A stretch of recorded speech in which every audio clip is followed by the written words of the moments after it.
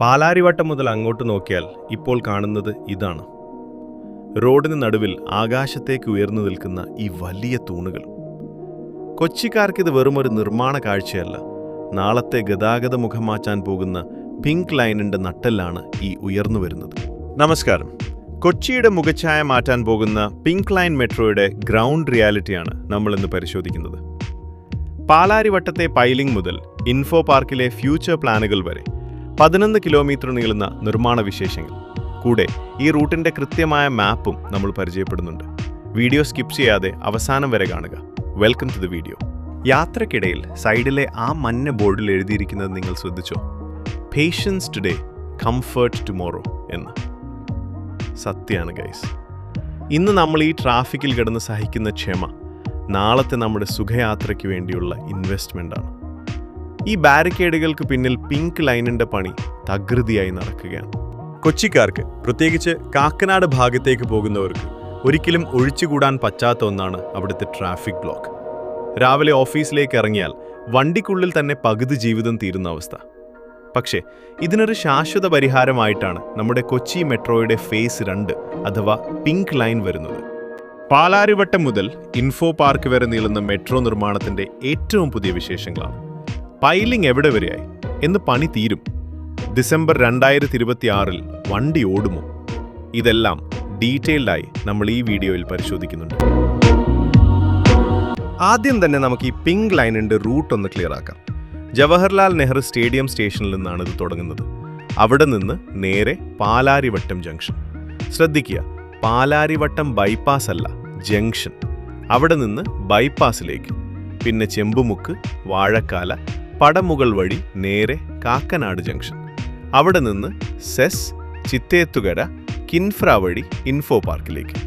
ഏകദേശം 11.2 കിലോമീറ്ററാണ് ഈ റൂട്ടിൻ്റെ ദൈർഘ്യം. ഇതിലാകെ 11 സ്റ്റേഷനുകളാണ് പ്ലാൻ ചെയ്തിരിക്കുന്നത്.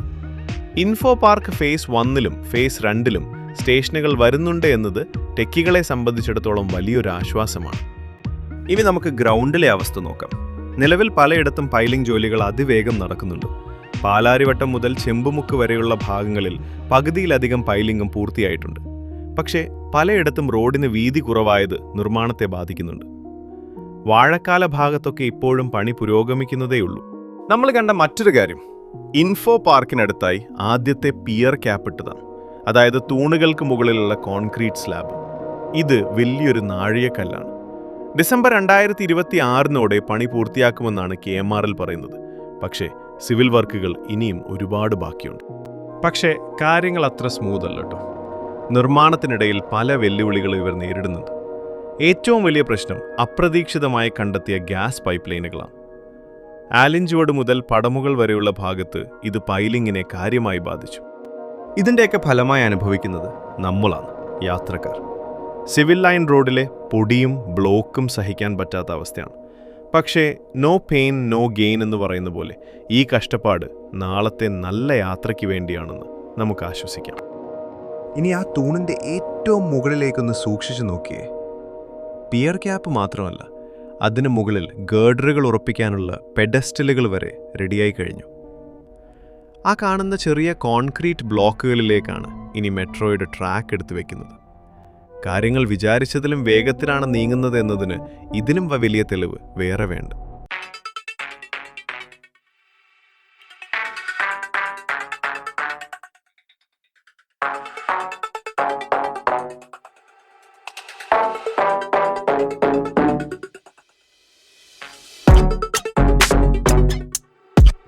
ഇനി നമുക്ക് ഇതിൻ്റെ കണക്കുകളിലേക്കൊന്ന് പോവാം. നമ്മൾ ഈ കാണുന്ന പില്ലറുകളും പാലങ്ങളും മാത്രം പോരല്ലോ മെട്രോ ഓടാൻ. ഇതിന് പിന്നിൽ വലിയൊരു സാമ്പത്തിക പ്ലാനിംഗ് തന്നെയുണ്ട്. കൊച്ചി മെട്രോയുടെ ഈ 2ാം ഘട്ടത്തിന്, അതായത് പിങ്ക് ലൈനിന് മാത്രമായി കണക്കാക്കുന്ന ആകെ ചിലവ് 1957 കോടി രൂപയാണ്. അതെ, ഏകദേശം 2000 കോടിയോളം രൂപ. കേൾക്കുമ്പോൾ തല കറങ്ങുന്ന തുകയാണല്ലേ. പക്ഷേ ഇതെങ്ങനെയൊക്കെയാണ് ചെലവാകുന്നതെന്ന് നോക്കാം. പ്രധാനമായും 3 കാര്യങ്ങൾക്കാണ് ഈ ഫണ്ട് പോകുന്നത്. 1, സിവിൽ നിർമ്മാണം. അതായത് നമ്മളിപ്പോൾ റോഡിൽ കാണുന്ന ഈ പൈലിംഗ്, പില്ലറുകൾ, വയഡക്റ്റുകൾ, പിന്നെ 11 സ്റ്റേഷനുകളുടെ നിർമ്മാണം. ഇതിനാണ് വലിയൊരു വിഹിതം പോകുന്നത്. 2, സിസ്റ്റംസ് ആൻഡ് സിഗ്നലിംഗ്. മെട്രോ ഓടുന്നത് വെറും ട്രാക്കിലൂടെ മാത്രമല്ല, അത്യാധുനികമായ സിഗ്നലിംഗ് സംവിധാനങ്ങൾ, ടെലികോം, ഇലക്ട്രിക്കൽ വർക്കുകൾ, പിന്നെ ഓട്ടോമാറ്റിക് ഫെയർ കളക്ഷൻ ഗേറ്റുകൾ ഇതെല്ലാം ഇതിൽ ഉൾപ്പെടും. 3. സ്ഥലമെടുപ്പ്. കൊച്ചിയിലെ തന്നെ ഏറ്റവും തിരക്കേറിയ, ഭൂമിക്ക് ഏറ്റവും വിലയുള്ള പ്രദേശമാണ് പാലാരിവട്ടം കാക്കനാട് റൂട്ട്. ഇവിടെ സ്റ്റേഷനുകൾക്കും റോഡ് വീതി കൂട്ടുന്നതിനും സ്ഥലം ഏറ്റെടുക്കാനും ഭീമമായ തുക ചിലവാകുന്നുണ്ട്. ഇനി ഈ പണം എവിടുന്നാണ് വരുന്നത്? കേന്ദ്ര സർക്കാരും സംസ്ഥാന സർക്കാരും ചേർന്നാണ് ഇതിൻ്റെ ഒരു ഭാഗം വഹിക്കുന്നത്. ബാക്കി തുക Asian infrastructure investment bank AIIB എന്ന അന്താരാഷ്ട്ര ബാങ്കിൽ നിന്നുള്ള വായ്പയാണ്. ചുരുക്കത്തിൽ പറഞ്ഞാൽ നമ്മുടെ നാടിൻ്റെ ഭാവിക്ക് വേണ്ടിയുള്ള വലിയൊരു നിക്ഷേപം തന്നെയാണ് ഈ 1957 കോടി രൂപ. ഇൻഫോ പാർക്കിലേക്കുള്ള യാത്ര സുഗമമാകുന്നതോടെ ആ ചിലവ് തിരിച്ചുപിടിക്കാൻ കൊച്ചിക്ക് അധികം കാലം വേണ്ടിവരില്ല എന്ന് നമുക്ക് പ്രതീക്ഷിക്കാം.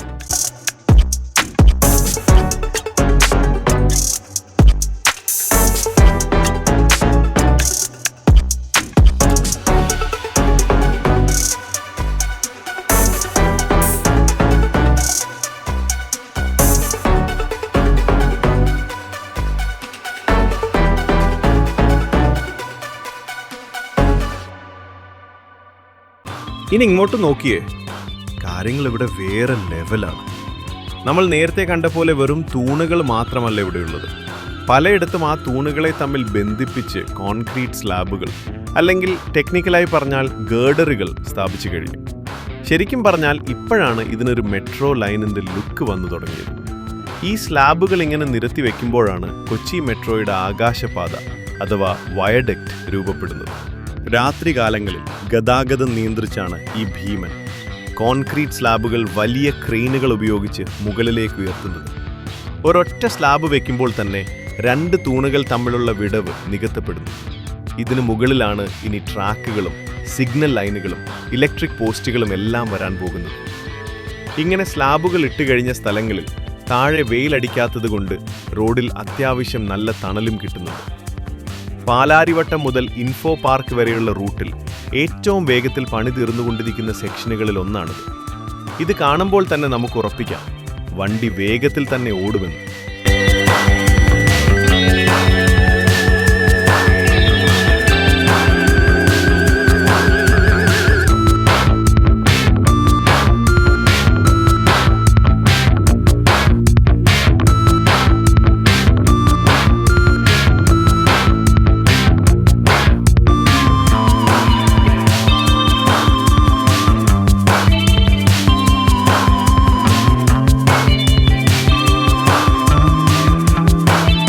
ഇപ്പോൾ ഈ വഴി യാത്ര ചെയ്യുമ്പോൾ നമുക്ക് കുറച്ച് ബുദ്ധിമുട്ടൊക്കെ തോന്നും. പൊടിയും ബ്ലോക്കും ഒക്കെ ആയിട്ട് വലിയ പാടാണ്, പ്രത്യേകിച്ച് ഓഫീസ് സമയങ്ങളിൽ. പക്ഷേ ഗൈസ്, ഒന്ന് ആലോചിച്ച് നോക്കിയേ, ഈ പണികളൊക്കെ കഴിഞ്ഞ് നമ്മുടെ തലയ്ക്ക് മുകളിലൂടെ ആ പിങ്ക് മെട്രോ ചീറ് പാഞ്ഞു പോകുന്നത്, അന്ന് ഈ റോഡിലെ തിരക്ക് പാതിയായി കുറയും. കാക്കനാട് നിന്ന് കൊച്ചി നഗരത്തിലേക്ക് എത്താൻ പിന്നെ മിനിറ്റുകൾ മതിയാകും. ആ നല്ല നാളേക്ക് വേണ്ടി നമുക്ക് കുറച്ച് ദിവസം കൂടി ക്ഷമിക്കാം.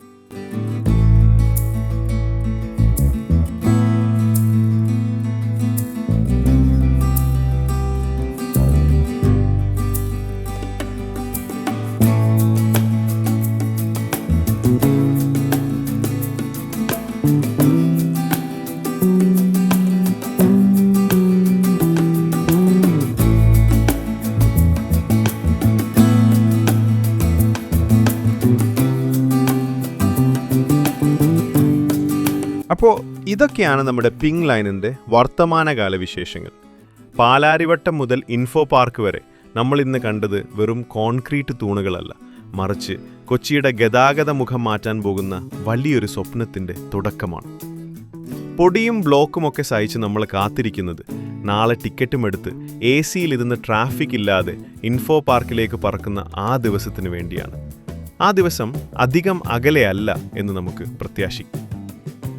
ഈ വീഡിയോ നിങ്ങൾക്ക് ഉപകാരപ്പെട്ടു എന്ന് വിശ്വസിക്കുന്നു. ഇനി നിങ്ങളുടെ ഊഴമാണ്. പാലാരിവട്ടം കാക്കനാട് റൂട്ടിലെ നിങ്ങളുടെ യാത്രാ അനുഭവങ്ങളും ഈ മെട്രോ വരുന്നതിനെക്കുറിച്ചുള്ള നിങ്ങളുടെ പ്രതീക്ഷകളും താഴെ കമൻറ്റ് ബോക്സിൽ തീർച്ചയായും രേഖപ്പെടുത്തുക. നിങ്ങളുടെ ഓരോ കമൻറ്റും എനിക്ക് വിലപ്പെട്ടതാണ്.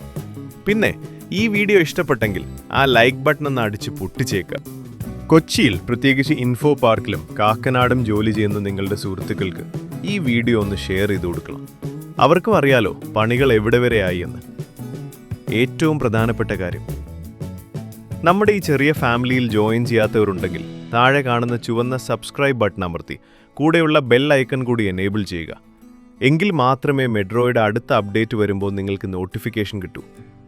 ഇനിയും ഇതുപോലത്തെ ഇൻട്രസ്റ്റിംഗ് ആയ ഇൻഫ്രാസ്ട്രക്ചർ അപ്ഡേറ്റുകളുമായി ഞാൻ വരും. അതുവരെ എല്ലാവരും സേഫ് ആയിരിക്കുക, ഹാപ്പി ആയിരിക്കുക. See you soon. ബൈ.